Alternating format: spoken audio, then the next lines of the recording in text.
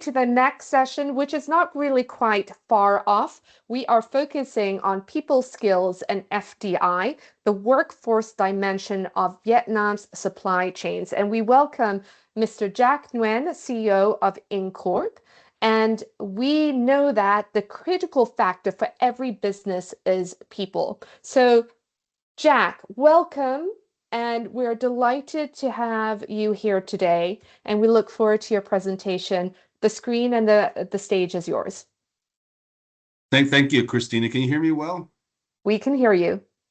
Okay, great. Thank you, everyone. And it's an honor and a pleasure for me to join the Nordic KickOff today and be here and share some of my slides with NordCham members.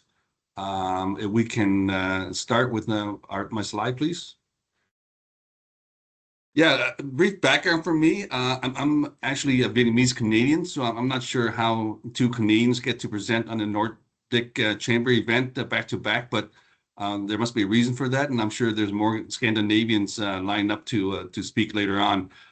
So I was born in Vietnam, but grew up in Canada, in Toronto, actually. My background is a CPA from the Big Four. I've been back in Vietnam altogether 19 of my 30 professional years. So 19 years in Vietnam. My first tour was in 1998. And as you can imagine, Vietnam was a very different country back then compared to where it is now. I would say back in the 1990s, it was probably a few years ahead of North Korea, maybe. But Vietnam is well on its way in the past 25 to 30 years. I am currently head of country CEO for InCorp. Next slide, please. So InCorp quickly is a one-stop solution corporate and business service provider.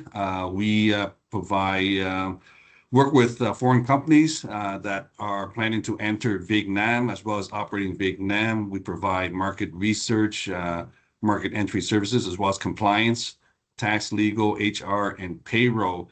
HR and payroll is a service that we do, one of our core services, which is probably why I've been asked to speak today on people skills and FDI, the workforce dimension of Vietnam supply chains. Next slide, please.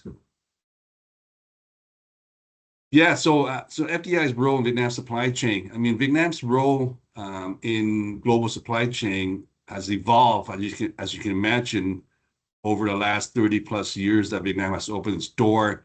When Vietnam first welcomed FDI into the country, most of the manufacturing that came into Vietnam were very low skill, low education required in the textile and garment industry.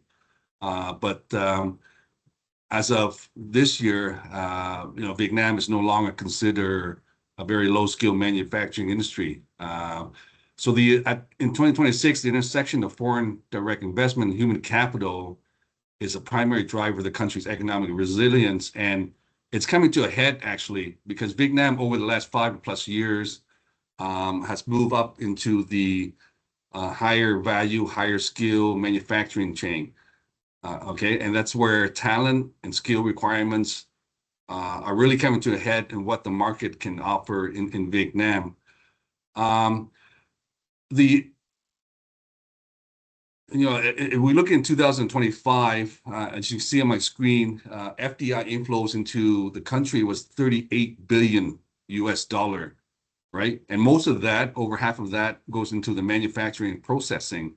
And the key industry where the industry that are attracting FDI are in electronics, in semiconductor, in high skill, in the high skill value chain in manufacturing. So and a lot of this is coming from the China plus one principle, if you will. So Vietnam had a strategic diversification in the last few years. It has successfully captured the supply chain shifts from China, but the competition really has moved in from available land to available talent. There's a sectorial shift. FDI, like I mentioned before, is no longer in the garments and the footwear, but it's surging in semiconductors, electronics, and green energy, which require a fundamentally different skill set that needs to be talents that has to go through a proper educational vocational training to be able to do work in these industries. So over 35% of Vietnam's total employment is now linked to global supply chain. So think about that. 35% of Vietnam's total employment is linked to global supply, representing a massive integration into the world economy. From a Vietnam perspective, if you look at my chart here, there's a lag in skills upgrading. A large share of FDI workforce still hold below college qualifications, so limiting their movement into the higher value or technical roles that are coming into the country. There's a training gap that are persisting. Not all FDI firms are systemically training their staff properly, or put in the money or investing in training their staff. So many rely on existing low skill labor, which is limiting the capability development. Next slide, please. So the workforce bottleneck. So this is where supply chains actually break. So the skills gap, there's a double-edged sword. Okay, so the Vietnam faces what I call the paradox of success. While FDI inflows reached record heights, 38 billion in 2025, the demand for high-skilled labor outpaces supply. There's a 20 to 30% shortage of engineers specialized in digital and automation skills. And this is an area where Vietnam needs to really step up. And in my later slide, in my later notes, I will show how the Vietnamese government is investing in education, in vocational training for Vietnamese in Vietnam. I read somewhere yesterday where they were comparing a number of AI or tech engineers that are graduating in China compared to the US, and the number is just phenomenal. In China alone, 1.5 million engineers graduate in AI space, tech space, where in the US it's really lagging behind. I think 200,000 are graduating in the US, way behind China. But in Vietnam, that number is even lower. But as you know, as we've been hearing and reading in the past months and years, the Vietnamese government wants to move into the more of the high value, high tech space in the semiconductor, in electronics. And this is where education in engineering is very much required, and investments need to be made as well. You know, Hang mentioned earlier that Vietnam wants to open 2 IFC, right, effective very near future. There's also a talent need for finance and investment as well. And there's also a labor shortage, labor gap in that area as well. So Jack, I'm just jumping in here. You have 2 minutes left, please. Okay, next slide, please. So where the data show is that, you know, FDI has not translated to faster skill upgrading. So FDI is really deepening export integration, but there's a gap in data in the investment in education. Next slide, please. Okay, so there's a structural opportunity for Vietnam can still capture. There's a clear shift from traditional labor-intensive role to higher value positions. For example, process engineers, supply chain planners, data-driven logistics. These are specialized areas that vocational training is needed. So without rapid upskilling, routine jobs will disappear fast, and the workers cannot transition to a higher value wage growth. Next slide, please. Right. So this is probably my last slide. So here's where, you know, FDIs and domestic companies can catch up and really invest into their labor force. You know, FDI can invest in training in their people. For example, Samsung and Intel has a training program for engineers graduating out of university. They can partner with vocational schools to educate their workers. And for domestic enterprise, they have to move beyond absorbing graduate, but really have a proper training program that empower and provide skills, analytical thinking to the workforce. so they can really develop their career and move up their corporate ladders. Um, so my final points and the key takeaway is that Vietnam's competitiveness in 2026 is no longer measured by low wages, but by the speed and quality of its workforce upskilling. The workforce dimension is a bridge between attracting capital and achieving long-term industry maturity. And I'll end my presentation there. Thank you, everyone. Thank you so much, Jack. I do have a follow-up question. In terms of upskilling rapidly, if you look at the FDI and the local companies, what would be the one thing that you think FDIs are good at and which they should improve more at? And local companies, what are they good at and what could they improve at in terms of this upskilling rapidly?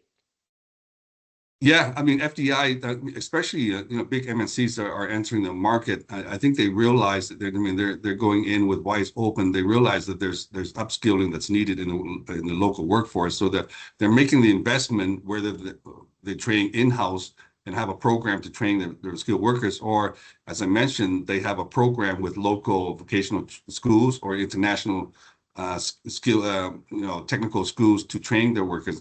Some of the companies actually do send their engineers overseas, not only to learn, but to work side by side with their colleagues overseas to understand, how proper international engineers work. And for the local companies, they need to move away from the mindset from top down, but really empower the workers for critical thinking, analysis, making decisions, so that they can self-develop and move up the corporate ladder and take over the managerial positions.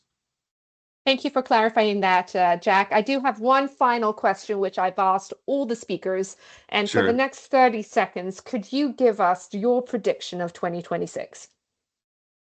I think we've gone through, from post-COVID, we went through some turbulent times. I think in 2025 was a year of stability. And I think with this week's actually Congress meeting out in Hanoi, there will be a decision on the leaders in the country for the next 5 years. So I think that will bring stability. I think that will bring more confidence in for investments. So I think 2026 will be a year of growth. I don't think it's accelerating yet, but a year of growth, consistent growth. And they've already set 10% GDP growth for 2026. So let's hope we get there. Fantastic, Jack. Thank you so much for your time. A round Thank of you, applause Christine. for Jack. There'll be some questions as well in the chat. We'd love for you to answer. And welcome again next year so we can hear how 2026 panned out. Thank And you. also, I must remark, I will talk to Norcham about having two Canadian speakers and you ramping up this I don't know what it is around who's going to win what. I'm seeing it on the chatter as well. Thank Thank you. you again. Thank you again.